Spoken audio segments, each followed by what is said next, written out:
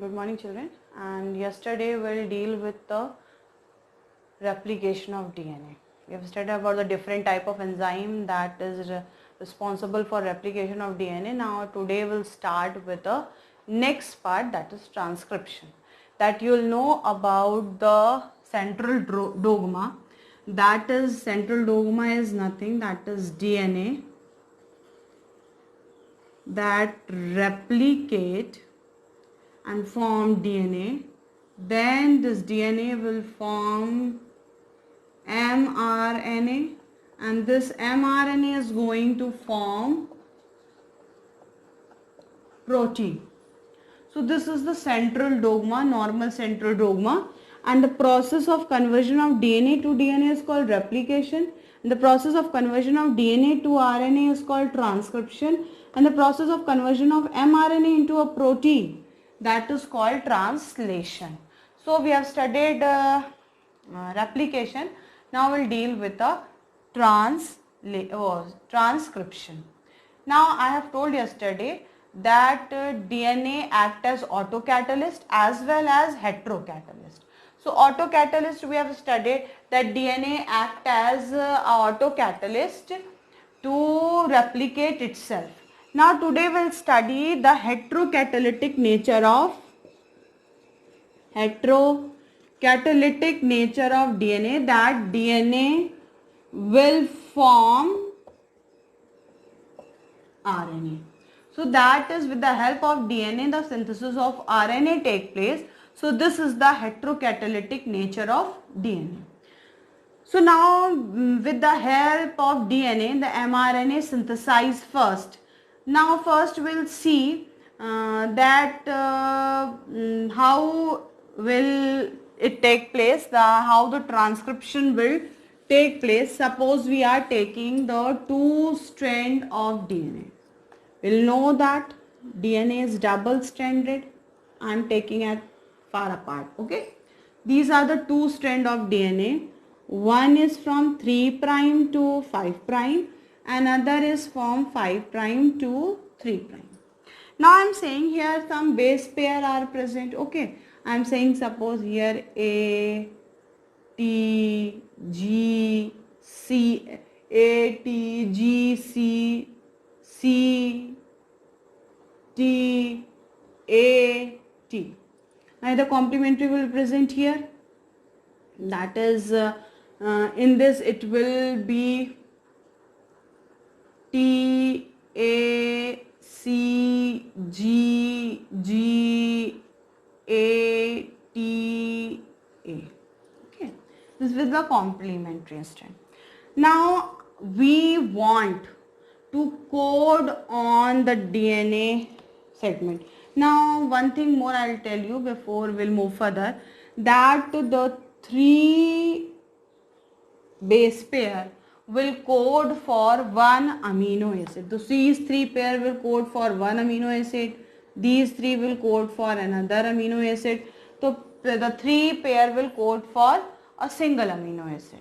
Now if we want to code this strand of RNA, okay, we want to code RNA from this strand, that I want the protein which are present in this strand to be coded and to be translated, or you will say that the code will be come from this, so the protein will from this strand. Now what happened? During the transcription, the RNA will form. Now I am making this RNA with a red color. So you are able to, now the RNA forms, suppose this RNA forms, okay, and this will be from 3' to 5'. Clear, the opposite strand. Now in place of A there will be what? U, T, A, G, C, C, G, C, G, T, A, U, T, A. Now what happened? If the RNA is formed, it is the complementary of, it is same as the DNA, that is from 3' to 5'. Means this will code, the coding sequence is similar to that of the anti-parallel strand of the DNA, or you can say the complementary strand is formed. Okay. Now what happened? It is the same code which we want to be transcribed. No, it is just a complementary code that have transcribed. So we want to code this. So this is called as coding strand, because we want this code to be give out and will form a protein. So that's why this is called coding strand. Okay. Now the coding strand will form the same RNA which was similar to the complementary strand. Now will not get the same protein structure here. Now what happened? Just make a RNA from here. It will give you A, then it will give in place of T it is U, then G, then C, then C, then U, then A, and then U. Now what we are getting? We are getting the same amino acid which are present in 5' to 3' structure. So means when we want to code this, we want a protein to be formed from this, that's 5' to 3', we have to form the mRNA from the complementary strand. So then we'll get the same protein which we want to be synthesized. So if we transcribe coding strand, that will get mRNA which has a coding sequence of complementary strand, and if we transcribe the other one, that is the complementary strand, then we'll get the protein which is similar that we want to code. So let us transcribe I have transcribed all the strand. So this strand which is opposite to the coding strand, that is whatever the strand we want to code, that is called coding strand, and the next strand which is present, that is called template strand. Okay, that is called a template strand. So if we want to code a protein from the coding strand, we have to transcribe template strand. Now it is clear to you, because when we'll make it, it will make a complementary structure, and the complementary structure will become similar to the complementary DNA, and that is not able to code for the same coding sequences. So we have to transcribe the opposite strand if we want to code. So now the enzyme which are required for this purpose, there are enzymes which are required, and the enzyme that is required, that is RNA polymerase. This is the enzyme which is required, and now there is a differentiation is found in eukaryotic sequence, eukaryotic transcription and prokaryotic transcription. If we talk about in prokaryotic transcription, in prokaryotic, a single RNA polymerase will going to transcribe all the three RNAs, that is mRNA, tRNA and rRNA. These all the three RNA was synthesized by a single RNA polymerase in prokaryote. But if we talk about a eukaryote, then we'll require a three different RNA polymerase to synthesize three different RNAs. That is